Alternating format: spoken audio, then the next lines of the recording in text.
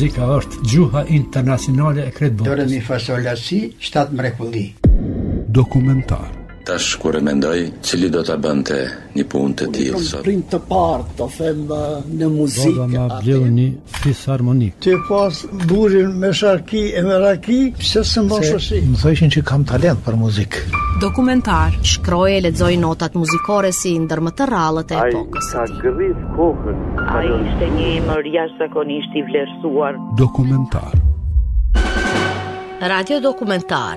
Rafet Rudi. Kur muzika flet, e mendimi bëhet tingull. Vepra duhet të komunikojë me publikun kryesisht në planin emotiv. Elemente tjera, si që janë profesionalizmi, porosia estetike, intelektuale e të tjerë, mund të jenë shumë të mira, por po nuk komunikoj vepra me publikun, atëherë është e kotë. Kjo do të thotë se elementi emotiv është bazë indi të veprës që e lidh me gjymtyra tjera, si që janë ekzekutimi, kreativiteti, performanca e deri tek konsumuesi i muzikës. Është kjo domethënia e fjalive që i kisha dëgjuar disa herë të thuhen nga një krijuesi veprave të shumta orkestrale, veprave solistike kamertale, veprave vokalo-instrumentale, veprave korale, por edhe atyre të solokëndimit, muzikës për teatër e film, një kompozitori, dirigjenti e edhe mendimtari të shprehur në fushën e publicistikës dhe filozofisë së muzikës. Është pra ky Rafet Rudi, një emër i njohur në historinë e muzikës klasike shqiptare. Muzika klasike në Kosovë pa zhvillimet e para në vitet e 40-ta me veprimtarin kryuese të kompozitorëve shqiptar të Kosovës. Kjo është po ashtu dhe koha kur u formuan kori dhe orkestra kamertale e shoqërisë kulturore artistike Agimi më 1944, si dhe hapja shkollës së parë të mesme të muzikës në Prizren më 1948. Pas shkollës së parë në Prizren më 1948, pasoi edhe një shkollë tjetër e ulët në Prishtinë më 1949, përderisa shkolla e mesme e muzikës në Prishtinë u hap në vitin 1961. Fillimet profesionale të muzikës klasike në Kosovë janë diku në fund të viteve të 60-ta dhe fillim të 70-tave.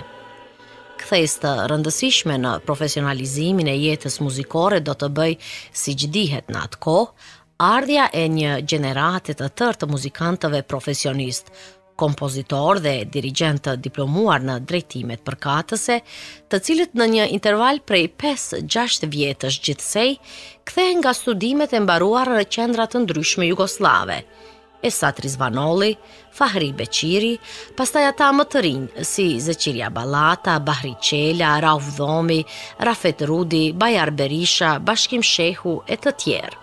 Të gjithë këta ju bashkangjitën gjeneratës së muzikantëve që ishin aktiv në jetën muzikore, të cilët më parë kishin mbaruar drejtimin pedagogjik kryesisht në Beograd, siç janë Angel Berisha, Vincenz Gjini, Sevime Gjinali, Senihas Pahiu, Akil Koci, Mark Kaçinari, të cilët kishin një përvojë të konsiderueshme në pedagogjin muzikore, në shkollat e mesme dhe në shkollën e lartë muzikore, por edhe si drejtues të institucioneve.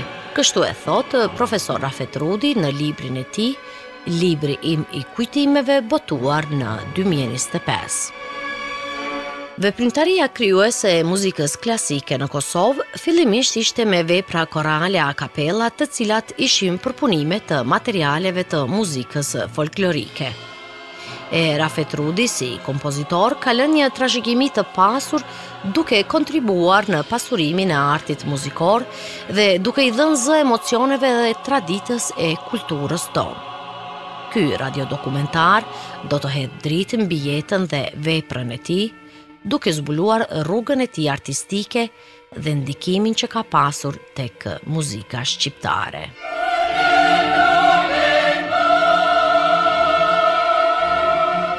Rafet Rudi lindi më 5 janar të vitit 1949 në Mitrovic në një familje gjakovare. e cila u shpërngull në Mitrovic mes 2 luftrave botërore, sipas të gjitha gjasave për shkaqe ekonomike. Në fakt, babai i tij, Ismaili, në moshë fare të re, është shpërngullur i vetëm në Mitrovic për shkaqe punësimi. Kjo duke qenë se Mitrovica në atë periudhë ishte qytet industrial dhe punësimi ishte më i lehtë se në Gjakov. Baba im si fari i ri, si mund të ketë qenë 15-16 vjetë kështu, ka shku të punon si dimës, si kalf në Mitrovic. Dhe ajo ka zgjatë disa vite dhe ky ka qenë ambicios si duket, apo? Dhe ka aspiru që ai ta ketë dyqanin e vetë, të merret me tregti. Dhe këto do të arrin para luftës dytë botërore. Në ndërkohë, do më thonë, me kalimin e viteve, vjen koha për të martu, naturisht ka qenë gjithsesi e kuptueshme që ai është martu me një gjakovare, me nanën time, që është quajtur Safete, dhe prej Gjakovës, ky e ka marrë dhe janë vendos në Mitrovic. Kështu 2 fëmijët e parë, Servetja dhe Reshadi, lindin në Mitrovic. Por për shkak se para luftës së dytë botërore, gjendja në Mitrovic bëhet shumë e vështirë, çifti i ri kthehet në Gjakov, ku edhe e kalojnë këtë luftë. Në Gjakov lind fëmiu i tretë i familjes, Mirvetja, dhe posa të përfundoj lufta, ata kthehen sërish në Mitrovic për të jetuar, ku lindin Agimi dhe Rafeti. Ne ende kemi pas në atë kohë shtëpinë në Mitrovic. Papa i vdek 53-shën, do më thonë mbetet nana, ajo vazhdon jetën në Mitrovica, po pas vdekjes babës, duhet këtë qenë ndoshta 54, 55, 6, kur nana ka qenë detyrume që ta shet pronësin që ka pas Gjakov për të mundur ta gëzon shtesën fëminore, për shkak se atëherë ka qenë ajo një shumë që të ka mundësu më jetu si duket. Kështu, familja vazhdoi të jetojë në Mitrovic dhe Rafeti përfundoi shkollimin fillor atje.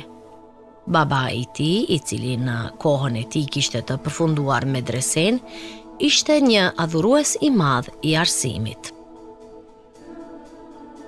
Dhe ai, do më thonë, e kalon amanet nanës, kur në ato ditët e fundit jetës, që të bën çmos që fëmijët e tij ta mbarojnë shkollën. Atë amanetin e fundit, nana e ka pas të rënjosur, këtë shumë mirë e di, për atë ka fol, për atë ka vepru, në kuptimin që ndosa ajo nuk ka pas mundësi ekonomike, po ka qenë gjendje familjen tonë, do më thonë vetën, apo sigurin ekzistenciale, apo të familjes të rrezikon vetëm që fëmijët të shkollon.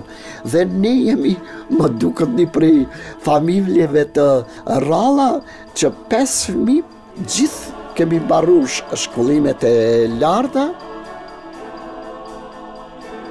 Këtë a i thot se më së miri e dëshmon kur motra e tij e madhe Servetja në vitin 1955 shkoi për studime në Beograd dhe studioi matematikën. Kjo nuk ishte zakonshme për vajzat e asaj periudhe. Vajzat në atë periudhë shkolloheshin më pak në nivele të larta si fakulteti. Pas saj vazhdoi vëllai Reshadi e kështu me radhë duke i ndihmuar njëri tjetrit. Sigurisht se shtesat që nëna e tyre i merrte për të rritur fëmijët nuk ishin të mjaftueshme për t'i dërguar fëmijët për shkollim jashtë qytetit ku jetonin. Por në atë periudhë, studentët merrnin bursa nga komuna e Prishtinës. E për të përballuar shpenzimet e studimeve atje, secili e ndihmonte tjetrin me radhë, pra me të holla shtesë nga puna që bënin pas studimeve, ashtu që fëmiu i radhës të mund të studionte. Servetja dhe Reshadi kishin diferencë diku 13 vjeçare me Rafetin, dhe ky thot se në atë kohë ata dy i shihte si figura prindërore. E në periudhën e pushimeve, kur ata dy vinin në Mitrovic, ashtu si edhe studentët tjerë shqiptar që studionin në Beograd, bëheshin bashkë mbrëmjeve për t'u shoqëruar. Në këto mbrëmje të rinjët shpesh mbledheshin e këndonin. E Rafeti dilte me vëllaun Reshadin. Atëherë, për shembull, një detaj, kanë qenë disa broshura të notave të muzikës bavice. Kanë qenë shumë të përhapur ato, unë më vonë nuk I kom pa ato, po si fëmijë kujtohet. Dhe ato ka pas shifra të akordeve kështu me radhë. Dhe ata janë mundu ti deshifrojnë ato dhe kanë këndu. Unë si fëmijë krejtësisht, do të thonë fëmijë tazam 9 vjeç, 10 vjeç, po ndoshta unë I kom dëgju dhe ngadalë e kam shoqëru vllaun I cili ka qenë amator kështu në lutjen në gitarë. Edhe ai është mundu të përcjell këngët me gitarë dhe ne gitarën e kemi pas në shtëpi. Dhe unë kam fillu për çudi me gitarë të merrem të mësoj kështu. Dhe kështu lindën shkëndijat e para të muzikës tek Rafeti. Por që vendimi merret pas insistimit të një kompozitori tjetër, I cili në atë periudhë ishte mësimdhënës në shkollën e muzikës së Mitrovicës. Ky ishte kompozitori Fahri Beqiri.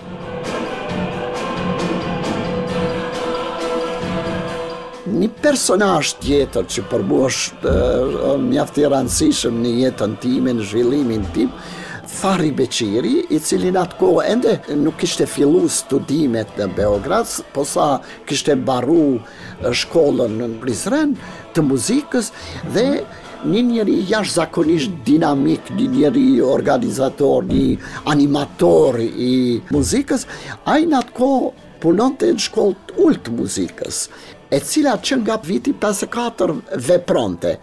Dhe në atë kohë ai blidhte talentët në qytet, natyrisht me ato lidhjet familjare, shoqërore që ka pas. Dhe Fahriu ka qenë gjenerat me vllaun dhe motrën time, Serveten edhe Reshadën, dhe si duket ata kanë folë për mundësinë që ndoshta mirë është Rafeti ta provojmë, dhe unë kom shku në shkollë të muzikës, më kujtohet kështu, ndoshta pak mjegulluar, po e di shumë bukur, kom shku dhe ai ka bo disa testime që unë s'kom di që ka po më pyet fare, kështu. Si duket ai ka konstatu që unë jam për muzikë, dhe ka preferu një instrument, apo do më thënë që ta marrë që është violina, po unë për veti s'kom ditë shumë, s'kom qenë I thellum në problemi se çka do thot me studiu pianon, çka do thot violinën, gitarën e kështu me radhë. Kështu pa qenë shumë I vetëdijshëm për çka po ndodh. Rafeti fillon të studiojë muzikën me instrument parësor, violinën. Fahri Beqiri pas një viti shkon për studime në Beograd, e Rafeti vazhdon shkollën e muzikës për 3 vjet. Kjo edhe përkundër një entuziazmi jo fort të madh për të. E di që nuk kam qenë shumë entuziast për atë mësim, më kujtohet një skenë kush mas 2 vite Fahriu më ka thirrë në shtëpi me mërvetën që të ndëgjojnë, po thot, po nuk pas ke ndryshu shumë, nuk po ushtron? Jo. Do thonë, këj moment ka met kështu në vendje, por që di, përkundër kësaj, unë kam pas ambicje të shkoj shkollë të muzikës. E ideja që të shkollohej tutje ishte pra aq e ngulitur. Sa Rafeti vazhdoi shkollimin për muzikë në shkollë në Prishtinë, edhe përkundër që nëna e tij nuk e aprovonte këtë ide.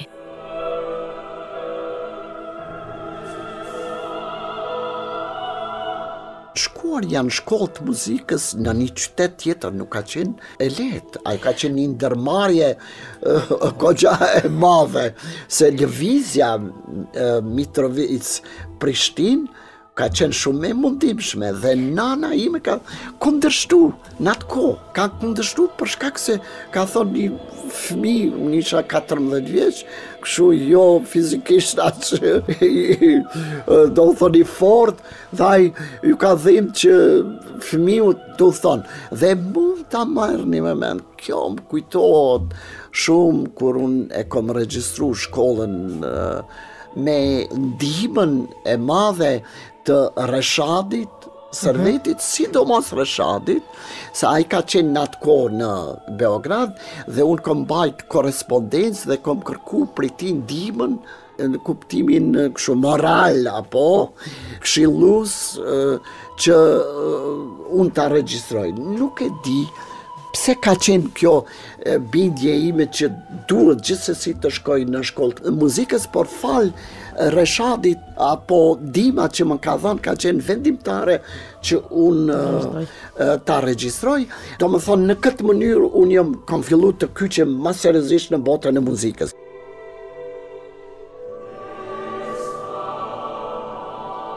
Ma vonë unë e kom pas se ato 3 vite, edhe pse s'kan qenë shumë të 3 klasë shkollës sullt, edhe pse nuk kanë qenë aq të them fryzënse, unë nuk e më zhvillu në kuptimin plot të fjallës si violinisë, s'ka pas kuadrë, s'ka pas ambient për te.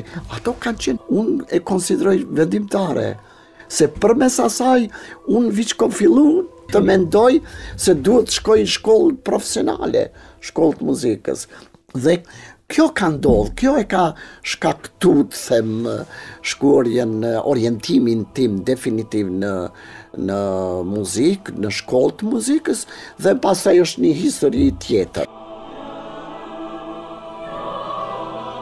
Në atë periudhë, nxënësit regjistroheshin në shkollën e mesme të muzikës pa pas njohuri paraprake, apo pa pas shkollim të ullët të muzikës, dhe kjo e bëri Rafetin që tani të ishte i vetmi nxënës me njohuri paraprake, si për notat muzikore, solfegjon e të tjerë. Unë është dasht të eci, hajde që 20 minuta po e zam, deri në stacion të trenit, të zgjom në ditët e dimrit, të zam mund të merrni me mend diku në 5 e gjys, a mund të kuptoni një fëmijë 14 vjeçar të shkon në stacion të pret trenin që s'kan qenë aq, kurse si komod, apo do të thonë kanë qenë të drujta të ulse të kështu, ajo nuk është shumë e rëndësishme, dhe të shkohet deri në fushë Kosovë. Prej fushës Kosovës të merret treni tjetër, ose eventualisht autobusi, deri në Prishtinë, dhe në 7:30 të mbrin atje. Do më thonë, unë nuk e kuptoj, do më thonë, unë e kuptoj nanën time që ka qenë kundër. Po ju, çka ju shty? Nuk e di. Dhe mund ta merrni me mendje dhe këto rastet shumë të dhimbshme me pikëllim i kujtoj. Ne kemi pas disa letra mujore për tren, apo? Dhe unë një rast e kom harru atë.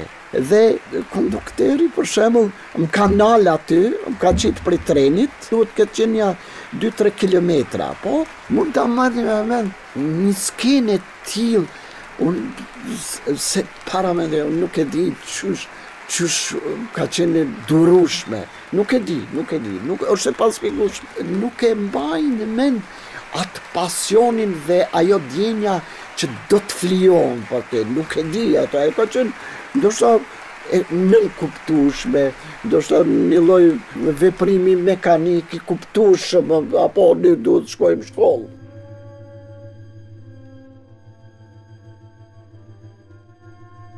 Kështu, Rafeti udhtoi për një gjysmëvjetor të plot dhe pastaj u vendos të banonte me qera në Prishtinë. Sigurisht se edhe aty kushtet nuk ishin fare të mira, por të paktën nuk udhtonte më. Ai përfundoi shkollën e mesme të muzikës në vitin 1967. Në atë periudhë, shkolla ishte vetëm në gjuhën serbokroate, e cila më vonë si e tillë i ndihmon shumë kur Rafeti shkoi për studime akademike në Beograd. Por një tjetër pasion, madje edhe më i madh se muzika, libri, e ngriti edhe më shumë nivelin e tij, edhe gjuhësor, por edhe intelektual. Unë kam qenë i adhurus i madh i librit, pak është të thuhet adhurus, unë kam lexu tepër, shumë, ta zam unë kur kam shku në Beograd, unë serbishën e kam ditë shumë bukur, jashtëzakonisht, për shkak se kam lexu ta zam kompletet, i kam lexu të Perlbakut, të Remarkut, Dostojevskit i kam lexu. Kjo ka qenë një karakteristikë. Këtë duhet ta akcentoj familjes tonë, të ne është lexu kështu. Neve na kanë bet gjithë familja një dashuri ndaj librit, sidomos imi, unë kam qenë pak kështu i dallum. Kujtohet, zakonisht jam mbyll në dhomë dhe kam lexu shumë, po e tregoj se kjo është një karakteristikë dominante e jetës ime, jo muzika. Libri ka qenë, kjo ka qenë shumë përparësi për mu kur kam shku në Beograd. Edhe pse profesorët e sugjeronin që ky menjëherë të shkonte në Beograd për të studiuar kompozimin, Rafeti u këshillua me babain e tij muzikor, Fahri Beqirin, dhe vendosi që të punoj për 1 vjet si mësimdhënës në shkollën e muzikës në Mitrovic në vitin shkollor 1967-68, ashtu që të jetë plotësisht i përgatitur për studimet akademike. Dhe mu këtë vit, Rafeti bëri edhe kompozimet e para muzikore si vepra korale, të cilat i ekzekutoi në provimin pranues të Akademisë Muzikore në Beograd. Dhe kjo veçanti e bëri të pranohej për studime në kompozicion.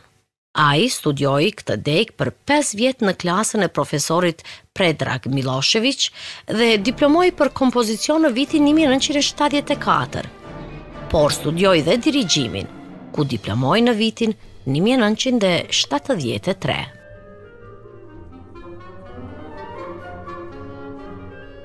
Unë e kom regjistru kompozimin, por kam pas qef ta regjistroj edhe dirigjimin, jo për të bërë dirigent, nuk ka qenë e ambicie, nuk e kom pas atë vizion, por përmes dirigjimit ta plotsoj, ta zgjeroj junin time për literaturë e kështu me radhë, dhe një vit ma vonë e kom regjistru dirigjimin, gjatë të natëshën, dhe në maj 73-shën kom mbaru dirigjimin, diplomimi i dirigjimit për dallim nga drejtime tjera është shumë interesant, ju dirigjoni me orkestër të tërë të madh, apo unë kom dirigju me orkestër simfonik të madh në ndërtesën e Filharmonisë së Beogradit, dhe po të njëjtën ditë me kolegun tim Bajar Berisha, të njëjtën ditë e kemi regjistru dhe të njëjtën ditë e kemi diplomu të njëjti profesor, kemi baru me orkestër, është një pamje shumë festive, dhe pastaj unë jam kthy, por kam bet ta përgatis diplomën në kompozim. Në ndërkohë, 73-74, unë e kom përgatit, kom shkrujt një vepër simfonike. Me këtë vepër simfonike, Rafet Rudi diplomoi edhe në kompozicion në vitin 1974, e me blokun simfonik, pra kohën e tretë të kësaj vepre, ai edhe u laureua me çmimin e festivalit prestigjos Bemus në Beograd. Në 74-shën kom fitu një çmim shumë të madh federativ. Këto po akcentoj për disa arsye, një për ngritjen time profesionale, gjithsesi ka qenë e rëndësishme, ajo ka qenë shpërblim edhe monetar, dhe unë e kom fitu një prej shpërblimi i parë nuk është nda, dyti, treti është nda, dhe kanë qenë gjithë ata që kanë fitu që unë i di, emrat ata kanë qenë 10-15 vite më të vjetër se unë. Them, ajo për mu ka qenë shumë e rëndësishme, do më thonë, kom fitu një vetbesim, me që ka qenë shpërblimi madhe, u kom marrë lavdrata dhe prej qeverisë Kosovës atëherë, prej 50 nushit e ruaj telegramin, apo që ma ka dërgu nën kryetari atëherë i qeverisë 50 nushi. Kjo sigurisht ndihmoi që në vitin 1975 t'i ndahet edhe banesa, siç ishte zakon atëherë. Dhe kompozitor Rudi thot se kjo e ndihmoi që ky të fokusoj vetëm në krijime të reja muzikore.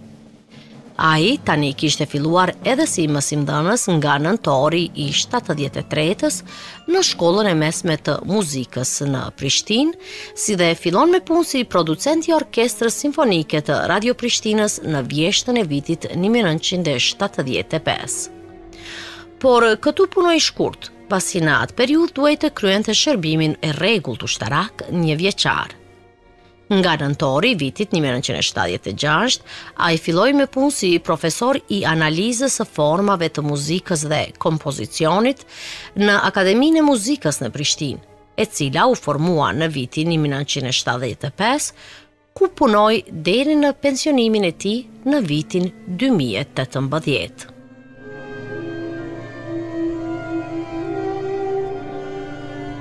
Shumë studentë të tij u bën emra të njohur në botën e muzikës. Për Valton Beqirin, kompozitor e dirigjent, profesor Rafeti është dhe mbetet një nga profesorët që pati ndikim të madh në formësimin e tij muzikor, por edhe mik i madh familjar.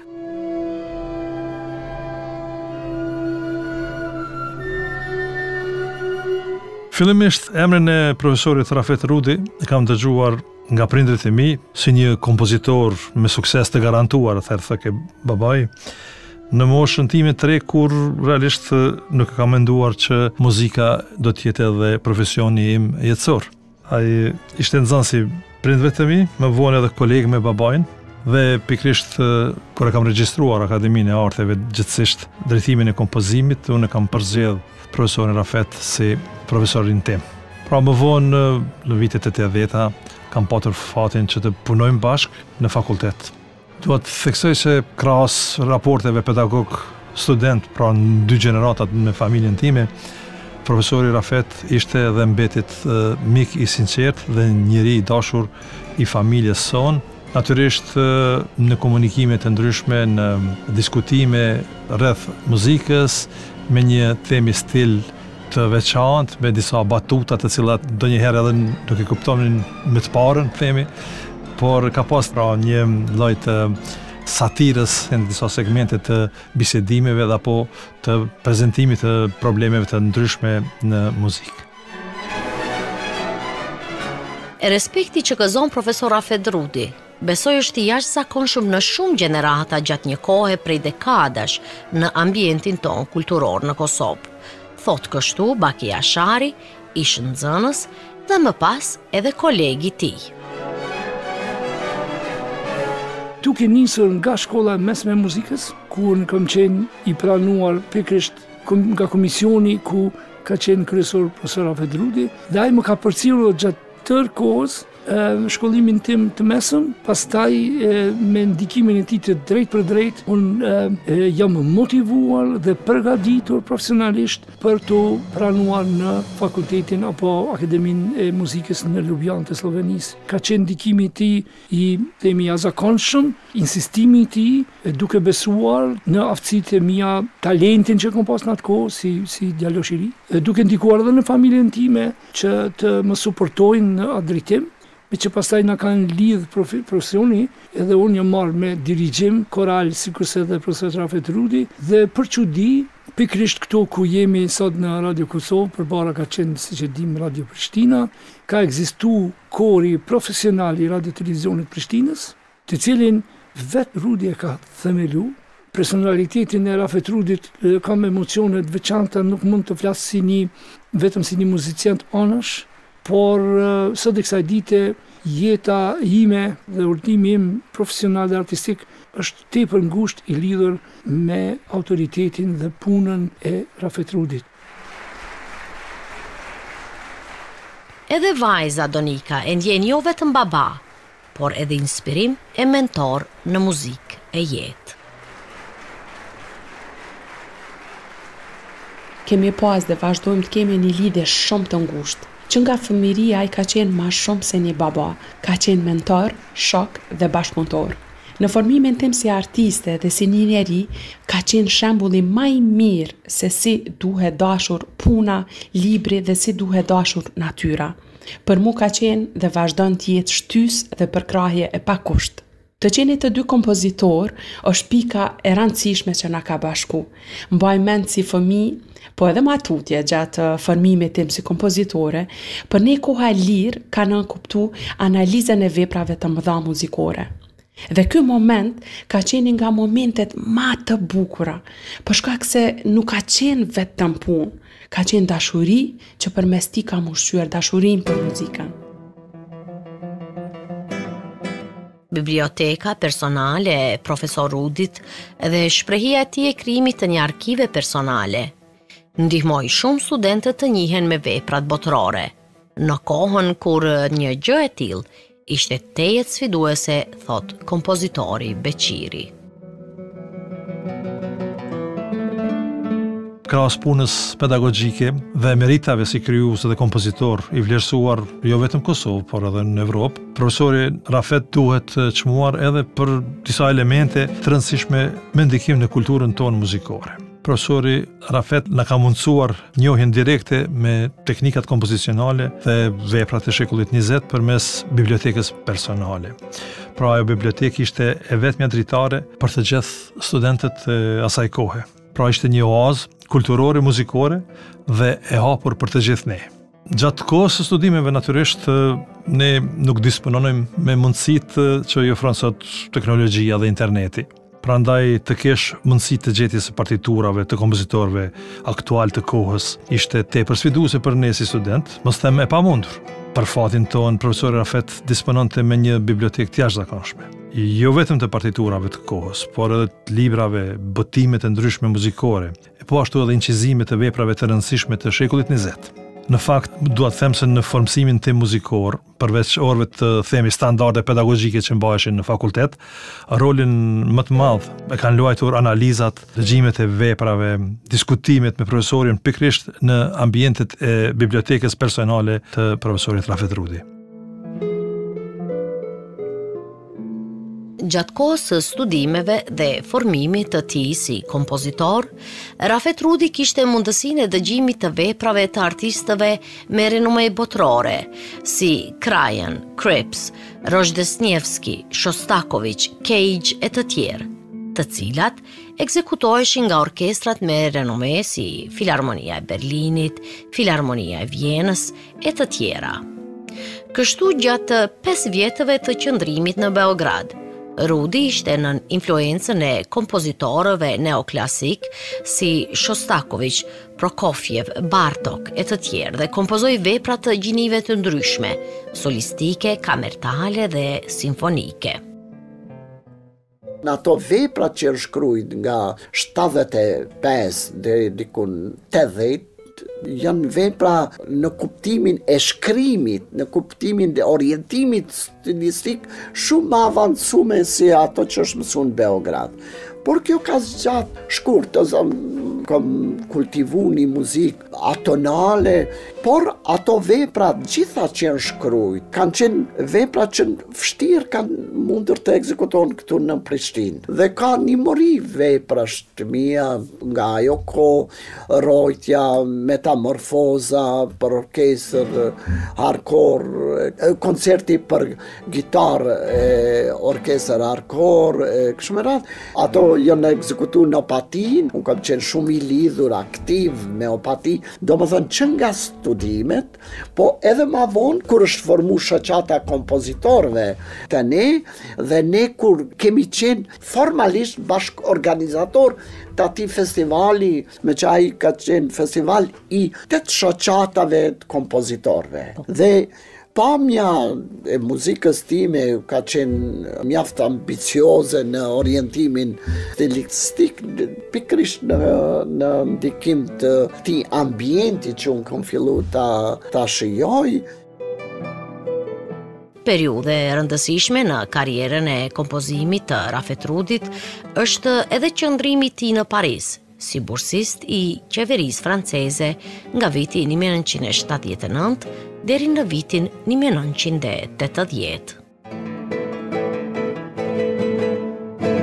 Kur kom shku në Paris, unë e kom kuptu atë një gjë shumë thjesht, që ata koncerte, ato emra që unë i kom dëgju Beograde, që jam lavdrue, që edhe tash lavdrova pak, apo unë e kom parë që ata në Beograde apo Zagreb kanë ardhë kështu kalimthi, atje kanë jetu. Për shembull, unë brenda një viti në Paris kom shku në koncerte, jashtëzakonisht shumë e kom përjetu dhe ajo është hap për mu një botë krejtësisht tjetër. Shumë interesant është ai qëndrimi në Paris, për shkak se unë kom studiu edhe te një profesor me renome, Claude Bally. Gjatë studimeve në Francë, ai përcolli ligjëratat në Konservatoriumi Nacional të Parisit për kompozicion dhe analizë muzikore në klasën e kompozitorit Claude Bally.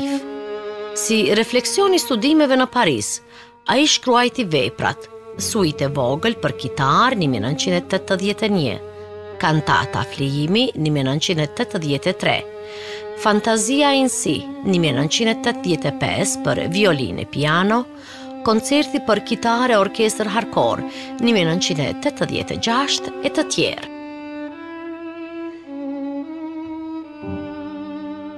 Shumë interesant, është një fenomen kjo. Unë kom fillu ta rishiqoj edhe muzikën këtu që është, por edhe muzikën popullore, muzikën folklorike.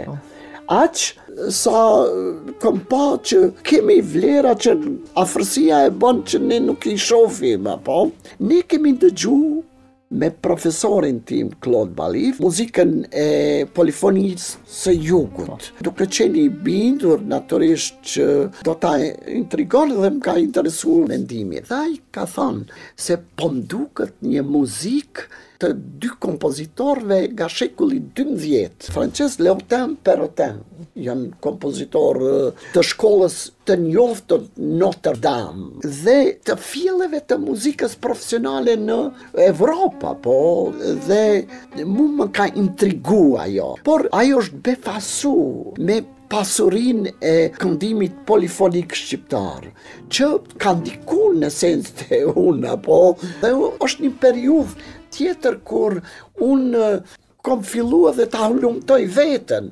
të them edhe si njeri këtojt, apo, dhe fillon të ndryshon ai pamja e muzikës time, pas barimit të Parisit. Shumë shpesh e spjegoj se Parisi jo që kom mësu aq shumë në zejen e kompozimit me profesorin, por unë kom mësu të respektoj standardet që kanë ekzistuar në Europë, që më kanë shërby pasaj për vazhdimin punën time edhe në krijimtari, por edhe në organizimin e jetës muzikore, punës time pedagogjike e kështu me radhë.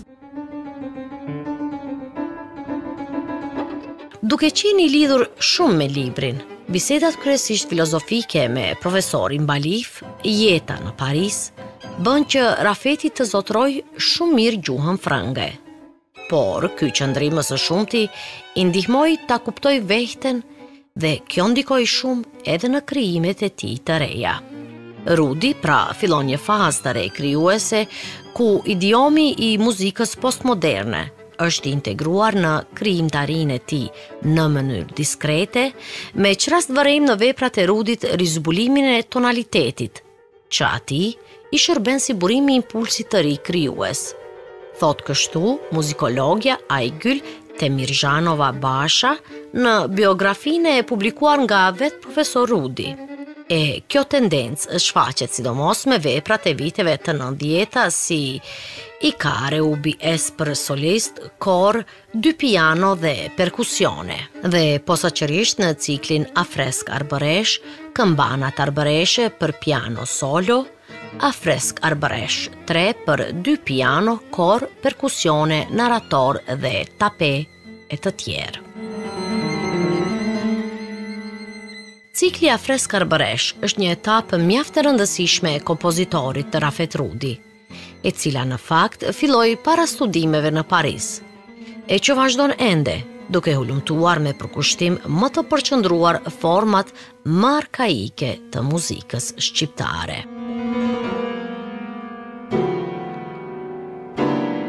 Unë e konsideroj domethënëse që prap po akcentoj apo unë kam të shprehur këto qoftë në shkrimet e mia eseistike, por në qoftë se analizohet edhe veprat, ato e përfaqësojnë. Që kështu, në atë kohë, dikon 15 vite më parë, Florian Vlashi, një violinist që jeton në Dursak në Spanjë, e bante një festival me një tematik shumë veçantë, 700 vjet të muzikës shqiptare.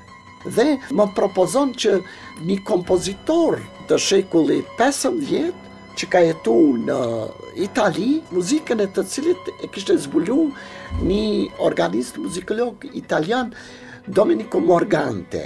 E kishte spjegu në kuadër të një teme të lidhjeve italo-shqiptare në kohën e Renesansës.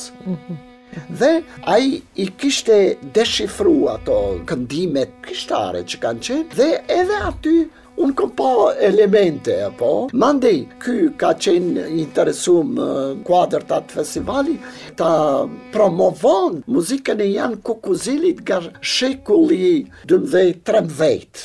Mandej unë kom hulumtu Kukuzelin, një Dursak I lindur, një emën shumë I madh botror I muzikës bizantine.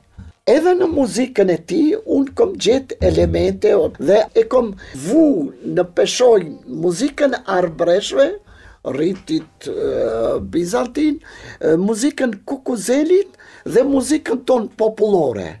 Kom pa një lidhje dhe në bazë të ti trekançe apo të hulumtimit, unë kom vazhdu të shkruaj një mori veprash që I kom qujt, si që thati, Afreska Arbëresh. Afresku Arbëresh ka një mori veprash për piano, për zë orkestër, perkusione, narrator, koncert për violin, e të tjerë. Puna në këtë cikël të veprave zgjat që 20-30 vjet dhe ende ko pas kohe, kompozitor Rudi shkruan ku bën një lloj bashkëdyzimi të këndimit popullor, elementeve të gjetura në muzikën e Kukuzelit dhe muzikën e Arbëreshëve. Kjo është një periudhë krejtësisht një fazë tjetër në krijimtari time, duke u thëllu në muzikën tonë tradicionale, por jo një aspekt I asaj muzike, jo vetëm ajo aspekti oriental që ndikimit shumë të afërt që ne kemi nga muzika e tyre 500 vjetëve, por unë kom tentu, qoftë ndonjëherë ajo mund të ketë qenë iluzore, por në mënyrë imagjinative të dal nga I qark dhe të deportoj ndoshta edhe një muzikë shumë të vjetër që unë e quj edhe në shkrimet të mia mes arkaizmit dhe modernitetit. Profesor Vasil Tole, kompozitor dhe muzikolog, aktualisht nënkryetari I Akademisë së Shkencave të Shqipërisë, thotë se në botën e muzikës shqiptare, figura një pedagogu, dirigjenti dhe kompozitori të talentuar si që është profesor Rudi, merr një rëndësi të veçantë, duke u shndërruar në një simbol të veprimtarisë artistike dhe kulturore mbar kombëtare. Pedagog, dirigjent, kompozitor, menaxher veprimtarish, një figurë publike shumë e rëndësishme në të gjithë hapësirën mbarkombëtare të muzikës shqiptare. E kam njohur krijimtarinë e profesorit më mbas, më përpara kam dëgjuar emrin e tij dhe sinqerisht edhe sot që po intervistojmë, jam I mrekulluar nga fakti që jeta e tij është një jetë e mbushur me veprimtari, me aktivitet, në pikpamje profesionale, është një kalim nga një kompozitor lokal drejt një kompozitori të hapësirave kombëtare, mbarkombëtare e deri ndërkombëtare do të quaja.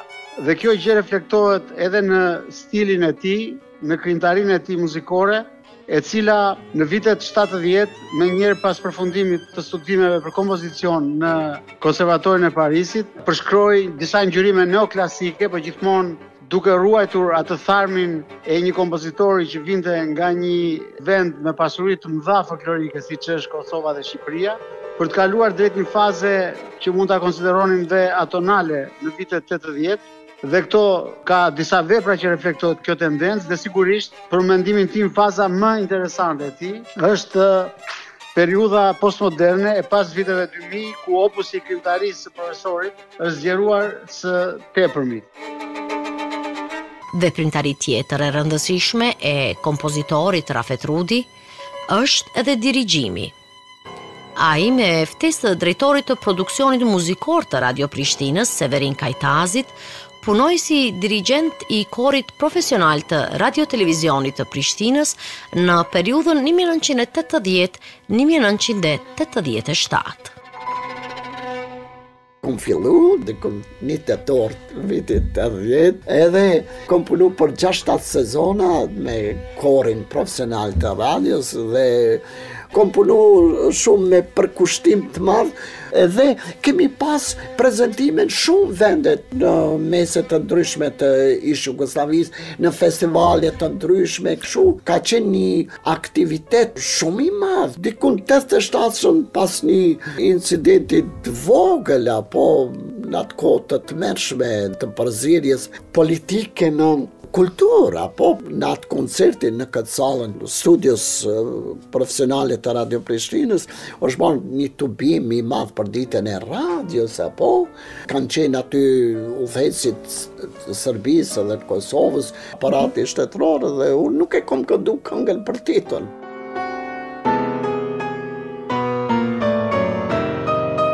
Ky incident bëri që Rudi të nxirrej nga puna në RTP dhe që veprat e tij të ndaloheshin së transmetuari në radio. Megjithatë, gjatë kohës që veproi si dirigjenti i korit profesional të radio-televizionit të Prishtinës, koncertoi në të gjitha vendet e ish Jugosllavisë dhe ishte prezent në festivalet e rëndësishme të kohës si Lojrat Verore të Dubrovnikut, Vera e Ohrit, festivalin e muzikës moderne në Opati të Kroacisë, në festivalin e Beogradit dhe shumë të tjerë. Mirë po, punën e dirigjimit e ndërpren që nga shkurti i vitit 1987 deri në vitin 2006, kur rikthehet si dirigjent udhëheqës i korit të Filharmonisë së Kosovës. Në këtë periudhë, drejtori i Filharmonisë ishte dirigjenti Bakia Shari, ish nxënësi profesor Rudit, i cili e fton të jetë dirigjent permanent i Filharmonisë. Në 2006, unë mora drejtimin e Filharmonisë Kosovës dhe një prej kërkesave të mia ka qenë që patjetër të angazhon edhe 2 personalitete që Filharmonia të udhëheqet, si të themi, në mënyrë kolektive nga 3 profesionist, dhe këtu para së gjithash bëhej fjalë për kompozitorin dirigjentin Rafet Rudi, i cili u ftua në cilësinë e dirigjentit të korit profesional Filharmonisë, dhe Valton Beqirin si drejtor artistik. Sot, pas 18 vitesh që kanë kaluar, domethënë më shumë, nga kohë zhvillimi i korit Filharmonisë prej iniciativës për të qenë kori operës dhe është shndruar në Filharmonisë, kjo nuk është vetëm ndryshim terminologjie, por nënkupton krejt një botë tjetër artistike, programore, të cilën ekskluzivisht e ka ndërtuar pikërisht profesor Rafet Rudi. 2006 e marrë korin e Filharmonisë dhe vazhdoj si dirigjent permanent i korit të Filharmonisë, dikun 3-14 sezona, deri para Covidit kam qenë i rregullt, pastaj unë jam largu nga Prishtina, kom jetu një 2-3 vite në shtëpinë që ne kemi në Brezovic, natyrisht për shkak të rrethanave që kanë qenë, apo një 2 vite fare pa ardhur Prishtinë, dhe unë jam orientuar mandej krejt në një fushë tjetër, do më thënë fushën e shkrimeve, dhe unë e kom harru korin. Po. Por me gjithatë udhëhecit e korit Bakiu e Daranoka, kështu, kanë insistuar të kthehem dhe unë jam kthy me disa koncerte. Po, jo në mënyrë të rregullt, kemi pas koncerte paraqitje shumë të rëndësishme këto 2 vite. Sipas Baki Asharit, profesor Rudi ka qenë babai i fizionomisë ndërtimit të këtij kori profesional.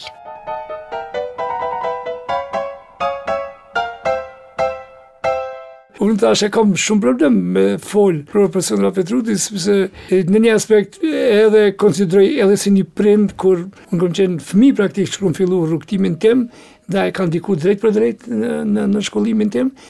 Pastaj në punësimin tim, beso ka qenë ashtu situata ku ai ka ndikuar të kthehem nga Slovenia, bile 2 herë jam kthy, fal insistimit të tij dhe rrethonave që janë bërë. Dhe afërsia nganjëherë, sado që është përparësi për t'i kaluar problemet që paraqiten, por sa që është në aspektin institucional, krijon edhe raporte, domethënë të themin thojza 2 luftimeve në kuptimin gjithmonë profesional, ku ne shpesh edhe nuk jemi pajtuar për shembull për çështje caktuara. Gjithmonë kam qenë unë ai për shkak të pozitës si drejtor që kam pas filharmonisë, që është dash t'i ndali disa apo t'i reduktoj apo disa kërkesa të cilat nuk ishin lehtë të zbatueshme. Profesor Rafet ka qenë shumë konsekuent në aspektin profesional. Dhe unë shumë e vlerësoj për këtë punë që ai vazhdimisht ka bërë presion pozitiv që të shtyjen përpara agjendat artistike, që programet të cilat janë realizuar gjatë gjithë këtyre viteve në filharmoni të jenë të nivelit evropian botëror. Kaltrina Miftari, soprano në korin e Filharmonisë së Kosovës, thotë se profesor Rafet Rudi ishte një udhërrëfyes muzikor për të gjatë kohës sa ishte dirigent në korin e Filharmonisë.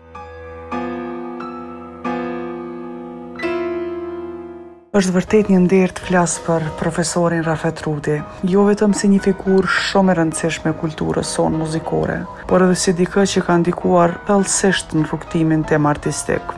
Unë kam pas privilegjin të punoj me të që nga viti 2010, edhe për këto 15 vite e ka qenë një udhërrëfyes, mund të them, i vazhdueshëm në zhvillimin tim si soprano. Dhe pikërisht vizioni i tij unik ka ndikuar në mënyrën se si i qasem unë muzikës sot, jo vetëm teknikisht, por edhe emocionalisht.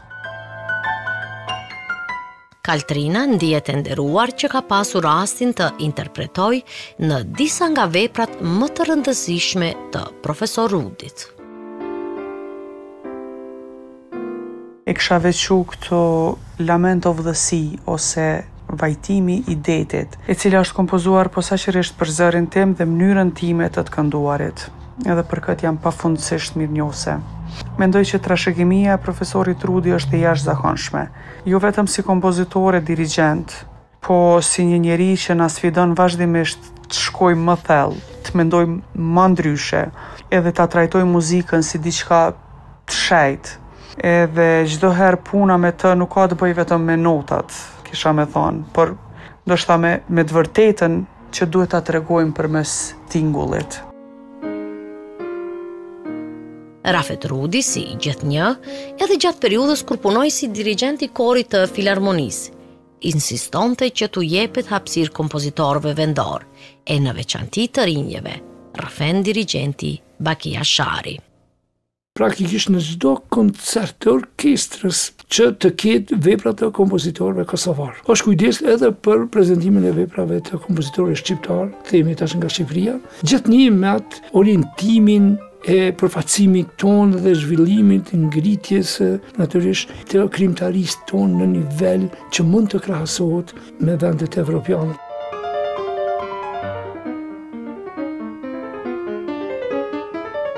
Ndërsa kompozitori Balton Beqiri thotë se profesor Rafeti ka meritat e jashtëzakonshme në përparimin e nivelit të këndimit koral në Kosovë. Profesori Rafet ka meritat e jashtëzakonshme në zhvillimin dhe avancimin e nivelit të këndimit koral në Kosovë, jo vetëm përmes punës së tij direkte me ansamblet korale si në Radio Televizionin e Prishtinës apo në Filharmoninë e Kosovës, por edhe me krijimtarinë e tij korale, pra me veprat a cappella, si dhe ato me përcjellje instrumentale. Gjitha këto vepra edhe sot e kësaj dite mbesin aktuale në repertorin e koncerteve korale, jo vetëm në Kosovë. Pra mendoj që merita e profesorit Rafet është që për një kohë të gjatë Kosova çmohej dhe vlerësohej si një vend ku këndimi koral i ka t'i kaluar shumë shtete dhe shumë vende të rajonit me punën e profesorit Rafet.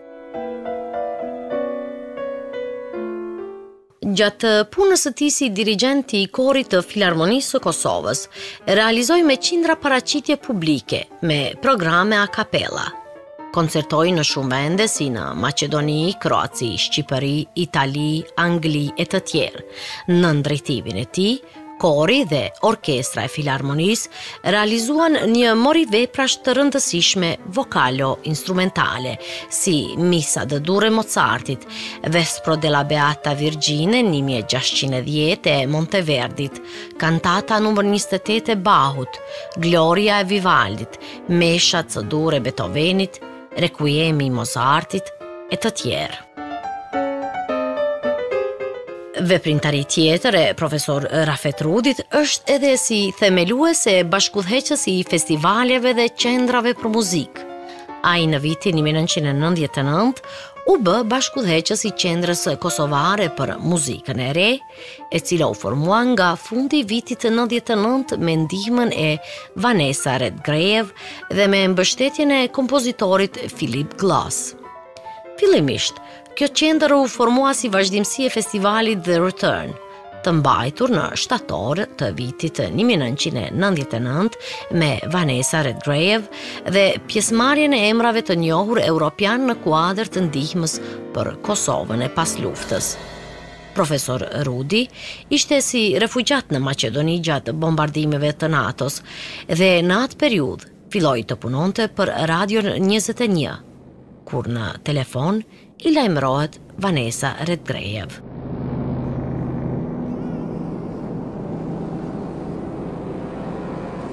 Dhe ajo më thot se është në përgatitje të një festivali që do ta qumë kthimi, që ajo do të organizon në Prishtinë pas çlirimit. Ideja ati festivali shumë të madh që në hallën e madhe mbledh 5.000 veta në 12, 13, 14 shtator 99-shës.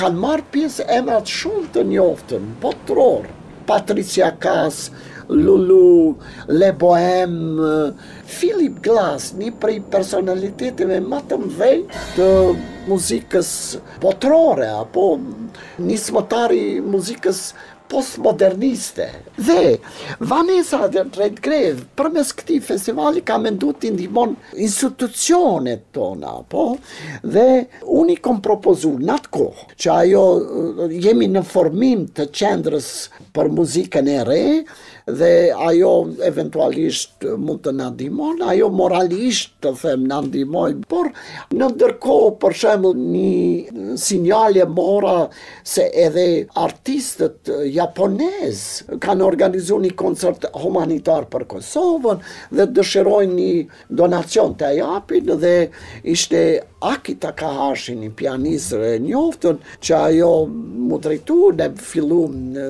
komunikimin dhe ta ndihmojnë qendrën. Kështu dhe ajo do të bëhet ashtu, por që nga dita e parë unë e kisha ndërmend që ta formoj një festival të muzikës moderne dhe që atëherë në të nënshën fillova, do më thonë mas një viti e gjys u bëha i program i festivalit që do t'jetë deri në ditën e sotme aktivitet kryesor i qendrës kosovare për muzikën e re, festivali Re Muzika. Në kuadër të veprimtarisë kësaj qendre, pra nga viti 2002, filloi punën festivali Re Muzika, me të cilën Rudi zhvilloi një aktivitet të madh në Kosovë në popularizimin e muzikës bashkohore, gjithashtu promovimin e muzikës bashkohore shqiptare. Kompozitori Valton Beqiri thot se profesor Rudi me këtë festival ka mbështetur jashtëmase krijuesit vendor. përmes krijimit të festivalit Re Muzika, në të cilën fillimisht ishte edhe vetë i kyçur, jo vetëm që është promovuar muzika bashkëkohore, por ky festival ka mbështetur krijuesit vendor. Në veçantë profesori Rafet mundohej që kompozitorëve shumë të ri të mundsonte bashkëpunimin me artistët e nivelit të lartë botëror dhe vendas, të cilët vinin në festival dhe të cilëve u jepeshin partiturat e studentëve dhe kompozitorëve tanë, të cilët në kuadër të koncerteve tyre interpretonin edhe veprat tona. Pra kjo ka qenë një mundësi e mirë për të gjithë kompozitorët e ri, jo vetëm që të kenë promovimin e tyre individual, por edhe të dëgjojnë veprat e tyre nga duart e instrumentistëve të njohur evropian. Ai qëndroi si drejtori i festivalit Re Muzika deri në vitin 2015, prej kur e mori në dorë udhëheqjen e tij vajza e profesor Rudit, Donika Rudi.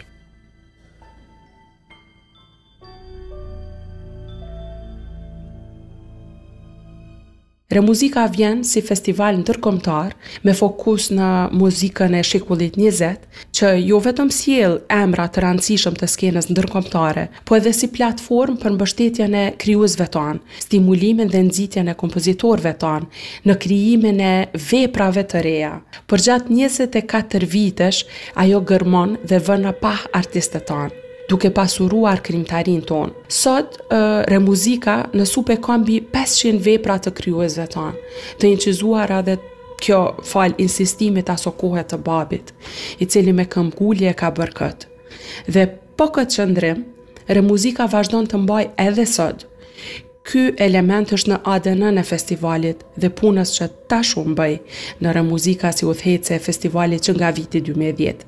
Jo përmes konkurseve, garave, po thjesht përmes nxitjes së krijuesve tanë, duke i dhënë platformë për krijim, lidhjen e artistëve tanë me ansamble të çmuara ndërkombëtare, që këto vepra të marrin jetë dhe shpeshherë edhe të udhëtojnë dhe të bëhen pjesë e programeve të tyre në të ardhmen. Profesor Rafet Rudi në jetën muzikore të Kosovës, me veprimtarinë e tij si kompozitor, si dirigent dhe si mendimtar i shprehur në fushën e publicistikës dhe filozofisë së muzikës, si antar i Akademisë Europiane të Shkencës dhe Arteve, paraqet personalitetin më të spikatur dhe më aktiv në dekadat e fundit në botën muzikore të Kosovës. Ai mori shumë çmime e mirënjohje, përfshirë çmimin kombëtar për veprimtari jetësore Niket Dardani nga Ministria e Kulturës, së Rinisë dhe Sporteve të Kosovës në vitin 2021. Veprat e tij u ekzekutuan në shumë vende të botës, në shumë koncerte e manifestime. Por vepra më e ekzekutuar është Petit Suite për kitar solo, e punuar në vitin 1981, e cila zgjidhet si vepër obligative në konkursin ndërkombëtar të kitarës në Beograd në vitin 1985. Kjo e mira e kësaj ka qenë se ajo vepër shpërndat në krejt botën, për e Venezuelës, Kubës, Japonisë e kështu me radhë, vepra obligueshme i obligon gjithë pjesëmarrësit me ekzekutu atë. Dhe për ma tepër festivali prap ka qenë kuadër të përmbusit një konkursi veçanta, po është dhënë shpërblimi për ekzekutimin më të mirë të veprës obligueshme. Kjo në dukje nuk është shumë, po është shumë se ajo vepër definitivisht është vepër më ekzekutume e imja në bota, po. Ato vite ajo është botu në shtëpinë botuese Parisit transatlantik. Ka hyrë në përmbledhjen e panorama e muzikës kontemporane evropiane për gitar. Prap kjo nuk është kumë diçka, po është e rëndësishme diçka tjetër. Emrat që kanë qenë aty në atë përmbledhje, emrat shumë të ndhej ka qenë dhe është përhap krejt botën. Vepra që nga këto dy momente, që janë 85, 6, 7, kanë bë që unë edhe sot marrë programe që ekzekutohet vepra, do të thënë ashtu është përhap. Ehat Musa, njëri nga kitaristët e parë të ish Jugosllavisë, në atë periudhë ishte njëri nga bashkëpunëtorët më të mëdhenj të Rudit. sidomos kur ishte në pyetje ekzekutimi i veprave për kitarë. Jam shoqëru shumë me atë muzikën, unë kam shkruajt veprat, apo dhe ai ka luajt dhe kur janë ekzekutuar në Opati festivalin modern ka qenë shumë interesant, se jo që s'ka pas kompozitor të mirë, po s'kan pas kujt i shkruajnë, s'ka pas, e hati është një prej gitaristëve të parë të ish Jugoslavisë. Profesor Rudi ka komponuar shumë vepra për kitarë, edhe pse ky instrument nuk ishte i pari për të. Pasi në atë periudhë kitara nuk ishte një lëndë instrumentale në shkollat e muzikës dhe akademitë. Kitarja u fut si lëndë studimi në konservatorët e muzikës vetëm pas viteve të 70-ta. Por ai e zgjodhi këtë instrument për të pasuruar veprat e tij muzikore. Çështja kryesore ka qenë bashkëpunimi me EAT-in dhe shansa që përmes kompozimit të veprave për kitar ka qenë shumë e madhe për mu ekzekutu. Shiqo, për shembull, është një fakt që në ekol normal ka punu botuesi i transatlantik, Rafael Andia, ai ka qenë profesor i gitarës atje.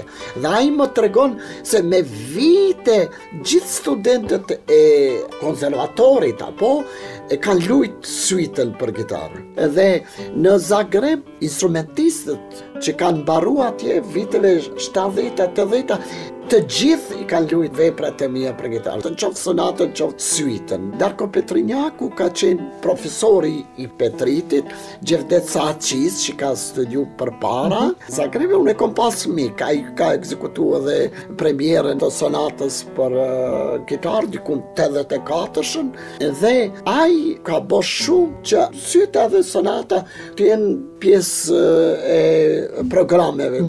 S'ka pas gitarist viteve 80-90 në Kroaci, po edhe jashtë që se ka ekzekutu. Situata ka ndryshuar rrënjësisht më vonë, por ka mbet ky bashkëpunim me Petritin që ai i lun veprat që unë i kam quajtur si këngë popullore për kitarë.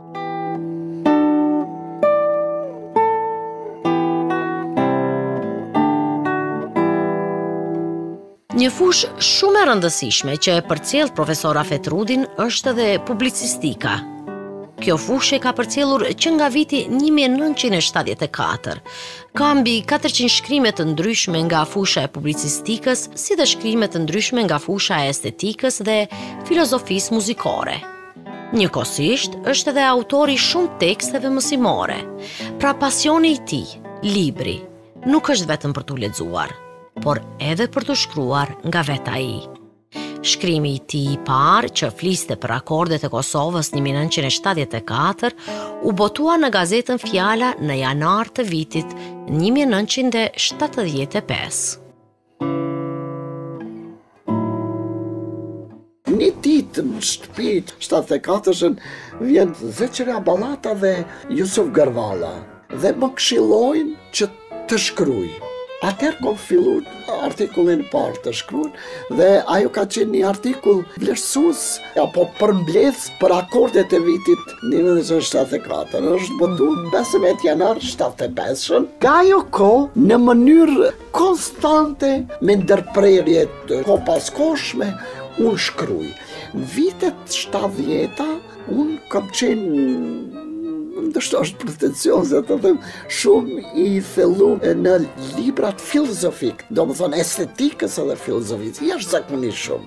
Nga ajo kohë kom fillu tamam të thellom në shkrime dhe ma vonë kur është botu libri im Sprova estetike, që redaktor ka qenë Shkëlzen Maliqi, e qunë librin libër filozofik, filozofia e muzikës. Unë nuk e kom quajtë, se nuk isha pasat guxim, ai si filozof ka pa atë. Kjo 2002 është botu libri dhe është ndarë në 2 pjesë. Libri i parë është filozofia e muzikës dhe pjesa e dytë është me shkrime, kritika e kështu me radhë. Redaktori i librave të tij, Shkëlzen Maliqi, librin Sprova estetike e konsideron si një prej librave më të rëndësishëm në teorinë e artit. Unë e kam konsideru si prej autorëve shqiptar ose kosovar që i kem botu në atë kohë, ose prej profesorët të universitetit, një prej librave më të rëndësishme nga teoria e artit. Muzika, por nuk është vetëm muzika, pse është interdisciplinare. Tu e kom kuptu, sa i ka qenë edhe në domenin e muzikës, edhe si teoricien, edhe si dirigent, edhe si kompozitor, shumë i afërt me këto rrymat avangardiste të shekullit 20, në ato interesimet që kom pas për teatr, për letërsi, edhe disa pusha tjera. Edhe muzikën e kom has, këtu të rrymat avangardiste, moderniste të shekullit 20, janë scenet që kanë qenë shumë familjare, edhe ai në një mënyrë edhe të bë paralelet mes pikturës edhe muzikës e kështu. I spjegon aq mirë se unë gjatë këtyre profesorëve të filozofisë, në atë kohë që kom pas shok, unë jam filozof me profesion. I thosha shtini Rafetin si tekst obligues, sepse shumë mirë e spjegon tendencat, rrymat, çka është avangarda, edhe këtë muzikën që kur e shikon nga jashtë disave duket ajo nuk është muzikë, është diçka, muzika atonale. Nuk është melodia, po edhe heshtja, edhe zhurma, këto janë që eksperimentet që kanë bërë avangardistët e muzikës në përputhje me këtë frymën e asaj kohe. Më ka lënë shumë përshtypje edhe ende mendoj se njëri prej librave më të mirë që unë e kam redaktu për një autori kosovar.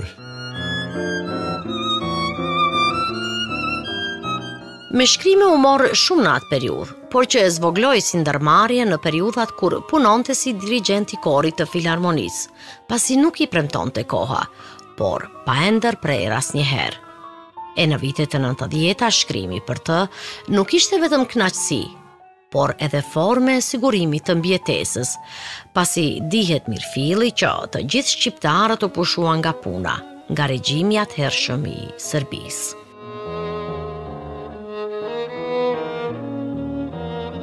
Unë kom shkrujt për flaka vllazërimit, fakti, do gazeta as vetë nuk e di në Shkup. Unë punojsha edhe për rilindjen, kritikat të ndryshme, për ndryshe fundin e viteve 70-ta, një 2 vite kom bashkëpunu në kusht me Jusuf Gërvallën, ai ka qenë gazetar në rilindje. Unë ndim të madhe kom pas nga Jusufi në përvesimin e gjuhës shqipe. Për shkak se unë prej moshës 14 vjeçare unë e kom ditë shkëlqyshëm serbishën, por jo shqipën. Fatkeqësisht, apo? Që këto shkrimet kanë qenë dendur në atë kohë, kurse të them një ofanziv të madhe në këtë fushë kom pas në kohën e Covidit, kom arrit të kompletoj 2 libra. Këta janë librat, Libri im i kujtimeve, i cili paraqet një kronik të jetës muzikore nga viti 1969 deri në vitin 1999, si dhe libri Refleksion mbi muzikën, i cili është libër teorik në të cilat janë të tubuara shkrime analitike nga fusha muzikore dhe më gjerë kulturologjike të kompozitor, dirigentit e publicistit Rafet Rudi. Një libër që duhet lexuar nga gjithë të rinjt, thot profesor Vasil Tole për librin e fundit të tij, Libri im i kujtimeve.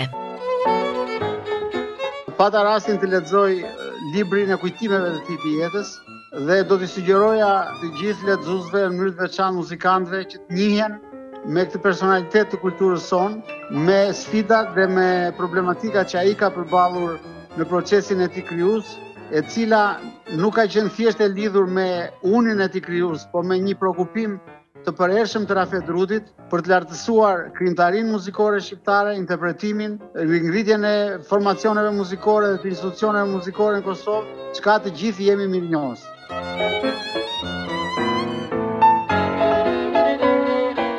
Kompozitori Valton Beqiri vlerëson lart kritikat e sinqerta muzikore që thuhen në këtë libër. Në botimet e tija si sprova estetike, po me librat e fundit si libri imi kujtimeve dhe refleksionin mbi muzikën që janë botuar, mund të gjejmë ngërshëtimin e shkrimeve të shumta analitike nga fusha e estetikës dhe filozofisë muzikore, por po ashtu edhe mund të gjejmë të dhëna faktografike për zhvillimin e jetës muzikore tek ne, pra një mbëlesë të një nevoje që të rinjt apo të dashamirët e artit muzikor të dinë më shumë për periudhat të ndryshme të zhvillimit muzikor në Kosovë. Duhet theksuar se shkrimet apo kolumnet e tija kanë arritur që të nxisin debate kulturore. Realisht këto shkrime lidheshin me trendet muzikore, vlerësimet e caktuara të ngjarjeve apo fenomeneve të ndryshme në shoqëri dhe natyrisht shpeshherë kanë ndikuar edhe pozitivisht në ngritjen e cilësisë qoftë të krijuesve të caktuar, qoftë të interpretëve të caktuar, në mënyrë që to kritikat sinqerta të jenë një motiv shtesë që këto fenomene të ngriten në një nivel më të lartë artistik dhe muzikor. Redaktori i librave të tij, filozofi Shkëlzen Maliqi, thotë se kritikat kulturore të shkruara në këtë libër janë model se si duhen shkruar ato. E kom pa edhe një dimension tjetër, biografia e tij është shumë interesante, po edhe shkrimet që i ka mbledh. Nuk janë të gjitha që i ka shkruar gjatë kohës, janë model për si shkruhet kritika artistike, kritika muzikës, po është model edhe për të gjitha fusha tjera. Ajo është tepër i qartë, i strikt, i ka ato shpjegimet profesionale shumë të nivelit, edhe ka një farë ngjësi dhe lidhe edhe me kontekste sociale tjera, nuk është që flet vetëm në hava, po e tregon burimin, inspirimet, edhe i ka shumë të mira për shkrimet për kompozitorët edhe personalitetet e asaj kohës.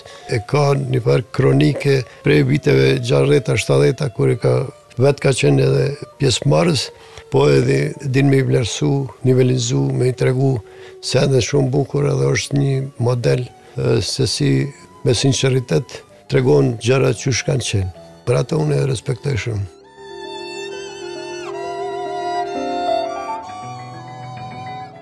Vitet e 90-tas, si që thamë për profesor Rudin, ishin vite kur u morë shumë me shkrime. Por nuk ishte kjo fusha e vetme që në atë periudhë u morë shumë. Ai në fakt bëri edhe muzikë për teatr për shumë shfaqje, si Ifigenia në Aulid me regji të Fadil Hysajt në vitin 83, Venedikasja, regji Faruk Begolli, 1991, Kufiri me atë dhe, regji Teki Dervishi, 1993, Kali Trojës me regji të Fadil Hysajt, 1994, Servisi i Shpirtit, regjisor Gjevat Qorraj, 1997, Odiseja Shqiptare koreodram, regji të Abi Nokshiqit, 1998, Kush më ka faj që jam shqiptar, regji e Enver Petrovcit, 1999, Fluturimi për mbi folejën e Qyqës, regji Ilir Bokshi në vitin 2000 e shumë të tjera. Aktiviteti im, fushën e muzikës për teatr, thellot në vitet 90-ta. Unë në atë kohë, do më thënë, në ato kushte shumë të vështira që ishim, ne u mundonim të gjenim forma të mbjetesune, dikun vitet 95 fillova ta mësoj edhe kompjuterin me ndihmën e Ilir Bajrit e Gjevdet Gashit e kështu, dhe bleva një instrument, sinti, dhe përmes saj fillova të shkruaj muzikë për teatr. Dhe kom punu me shumë regjisor, apo me Faruk Begollin, Enver Petrovcin, Fadilin e kështu me radhë, apo ka qenë një fushë shumë e rëndësishme, kohës e kaluar dhe kohës që unë ja kom kushtu. Ai krijoi edhe muzikë filmash si për Kohët e Liga 1997, Dhimbja 1997 dhe Fantazmat ladrojnë 1998. Përveç kësaj, në vitet e 90-ta, kur Akademia e Muzikës mbante mësimet në shoqatën e kompozitorëve, antari së cilës ishte edhe profesor Rudi, filluan të zhvillohen aktivitete të shumta në atë ndërtesë. Një ndër to ishin edhe tribunat muzikore ku debatoi për tema me interes kulturor, me specifika të muzika në vend. Në kuadër të atyre tribunave janë shqyrtu një varg temash që e mundonin jetën tonë muzikore. Ishin me këtë koncepcion, zakonisht unë ju veçsha ato, dikush e merte për detyr, profesor Angel Berisha, profesorisha Senias Bahiu, Recep Munishi, Zeqira Ballata, Batir Sheholli, kështu me radhë, merte e përgatite një temë. Temat ishin jashtëzakonisht aktuale, se ndryshonte sistemi dhe ne projektojshim se si do duket ardhmëria jon e kulturës son, në veçanti organizimi jetës muzikore. Ato tema ishin. Në këto vite, u ndërmorën edhe iniciativa tjera, si që ishte ajo në vitin 1993, kur u riaktivizua kori profesional që dikur ishte kori i Radio Prishtinës.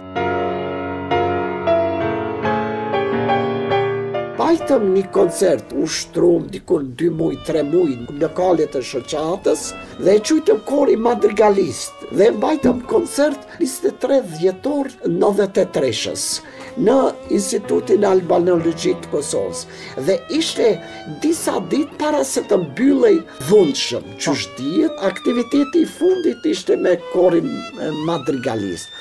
Në atë kohë unë fillova edhe me një oktet meshkujve që kishte ekzistu përpara, muziktar të ri, ishte Valton Beqiri, Barri Mullici, Ilir Bajri, Selami, Kolonja, Ylberi, edhe fillum të punojmë me shumë pasion dhe patëm një mori koncertesh. Këtu në Gjilan, në Peje, këshu, 93-shën shkum edhe në kuadër të javës kulturore që atje pregatite i Shqipëri dhe këto ishin shumë të rëndësishme në atë kohë që ne të mos e pranonim të them disfatën, vdekjen e kulturës, apo do të thënë kjo ishte. Këto ishin vite të rënda për secili në Kosovë.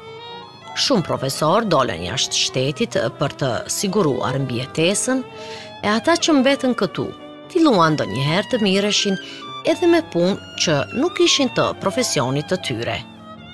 Profesor Rudi filloi me organizimin e një festivali të cilin fillimisht e quajtën Kënga e Pranverës me ndihmën e biznismenit Erold Belegu. Ky festival pastaj u quajt Showfest, ku morën pjesë shumë emra të muzikës tonë, të cilët në atë periudhë kompononin nëpër studiot e tyre. Në këtë formë, jeta muzikore në Kosovë pasurua mjaft, pavarësisht se në asnjë nga institucionet shtetërore nuk punonin më shqiptarët. Kjo pra ishte një formë e jetesës së shumë muzikantëve në atë periudhë kohore. Por ishte edhe një dimension tjetër. Me që ne nuk kishim mundësi vepra tona të ekzekutohen këtu, fillum disa prej neve, sidomos une, për shkak se unë isha i ditësi i lëvizshëm, çdo vit u shkësha në Shqipni mu ekzekutonin veprat atje.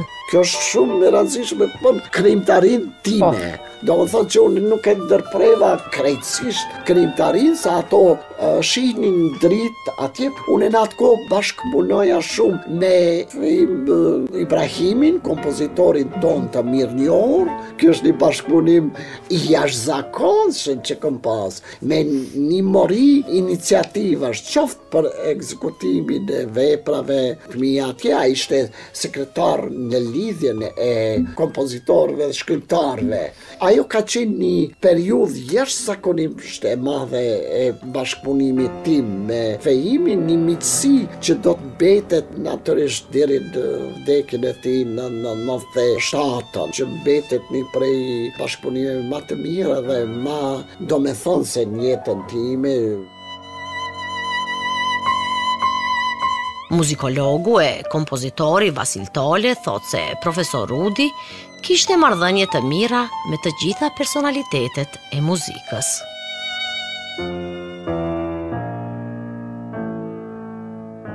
Me profesorin jemi takuar mbas viteve 2000, sepse në kohën kur ai ka ardhur në Shqipëri nuk ka qenë e mundur. Ai ka ardhur fillimisht në Shqipëri në fund të viteve 70 dhe profesorët tanë Çezadean, në veçantë Fehmi Ibrahimi, Tish Daia kanë qenë ndërmiqt edhe kolegët e tij të ngushtë. Pra në një lloj kuptimi Rafet Rudi reflekton edhe një marrëdhënie shumë të rëndësishme me personalitetet e muzikës shqiptare. Njëkohësisht që bashkë kemi takuar mbas viteve 2000, sidomos kur veprimtaria e tij u shfaq kryesisht si dirigjent dhe në mënyrë të veçantë si drejtues aktivitetesh të rëndësishme, siç është rasti i festivalit bashkëkohor të muzikës që organizohet çdo vit për muzikën e re në Prishtinë. E një relacion të veçantë ka edhe me kompozitorin e re, që është vajza e tij, Donika Rudi. Të qenit të dy eksplorues dhe dëgjues të mëdhenj të muzikës, njohjes së veprave të reja, ne vazhdojmë të ndajmë, shkëmbejmë mendime lidhur me kompozimin, interpret e shumë çka tjetër. E para se gjithash, vazhdojmë të ndajmë me njëri tjetrin ide tona fillestare të veprave tona, i komentojmë, ndajmë perspektiva tona që në fillim të një vepreve, apo edhe interpretimin. Për mua babi është figura më e rëndësishme, më e çmueshme, me një njohuri të jashtëzakonshme në fushën e muzikës dhe jo vetëm. Pasioni i tij për të njohur e studiuar tema të ndryshme është një nga karakteristikat e tij dhe është diçka që gjithmonë më pasionon. Ka një energji të jashtëzakonshme dhe dashuri e ndjeshmëri për gjëra të vogla, krejtësisht miniskyle, të cilat përmes syrit, perspektivës dhe shtjellimit të tyre që ai bën e përshkruan, ta bën ta duash, ta bën të njohësh dhe ta përjetosh të njëjtën. Babi është njeri që e do jetën, udhëtimin, njohjen e kultura të ndryshme, njohjen e së panjohurës. Përpos kësaj, ai edhe ka një humor të jashtëzakonshëm, shumë të veçantë. Ata që e njohin mirë e kuptojnë.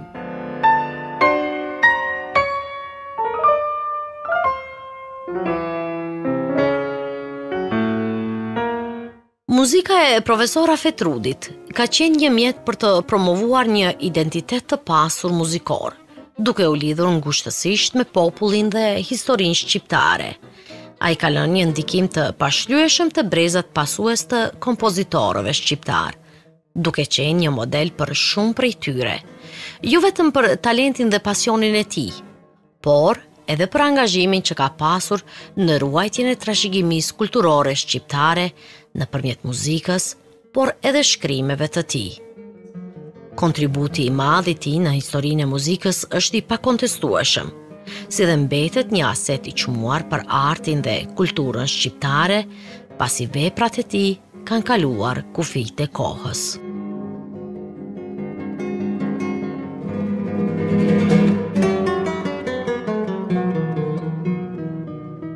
Rudi ka krijuar një pasuri të madhe muzikore, që do të frymëzoj shumë breza artistësh dhe do të mbetet një ndihmese pashlyeshme në historinë e muzikës shqiptare.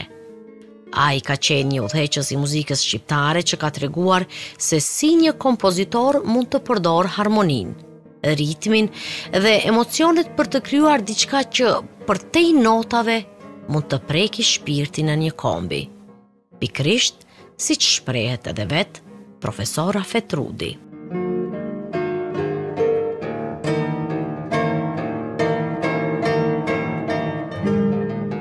Se unë në krejt këtë rjedhen, krejt këtë metamorfozën time në ndryshimin e këtyre orientimit stilistik, unë e udhëhiqem.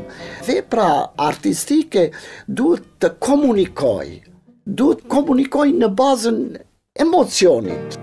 Jo tjetë natë mas e të huajsume nga dëgjimi, sa atër do më thonë është në kundërshtim me vetë vetën.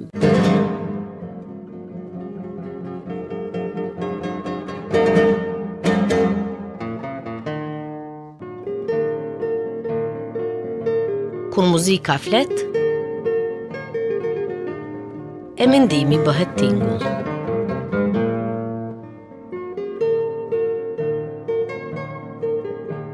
Dëgjuat radiodokumentarin kushtuar kompozitorit, dirigjentit e publicistit Rafet Rudi. Autore Afërdita Rushiti. Gazetare Flutura Abdullahu Pajaziti. Muzika pjesë nga veprimtaria e Rafet Rudit. Realizimi teknik Shpejtim Salihu.